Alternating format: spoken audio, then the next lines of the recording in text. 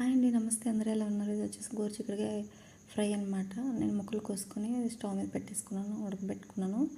అలాగే ఇక్కడ వచ్చేసి మసాలా రుబ్బాను అనమాట, మిక్సీ పట్టాను. ఇందులో అల్లం వెల్లుల్లి అలాగే టమాటా నువ్వులు వేసి మిక్సీ పట్టాను అనమాట. ఇందులో తర్వాత వచ్చేసి ఉడకబెట్టుకోవాలండి. ఉడకబెట్టుకుని ఫ్రై చేసుకుంటే మాత్రం చాలా టేస్ట్గా ఉంటుంది కర్రీ అయితే. ఇదిగోండి, దగ్గరికి అయింది, మగ్గింది. తర్వాత నేను ఇలా గోరుచిక్కుడు వేసేసుకుంటున్నాను, ఉడకబెట్టింది. చాలా చాలా టేస్ట్గా ఉంటుందండి, ఒకసారి మీరు ట్రై చేయండి. తర్వాత అలాగే ఉప్పు కారం వేసుకొని ఒక 10 మినిట్స్ ఉంచేసి మీరు స్టవ్ ఆఫ్ చేయడమే. ఇదిగోండి ఫ్రెండ్స్, నా వీడియోస్ నచ్చితే తప్పకుండా లైక్ చేయండి ఫ్రెండ్స్. నన్ను సపోర్ట్ చేయండి. మంచి మంచి వీడియోస్తో మేము ముందుంటాను. Please support me.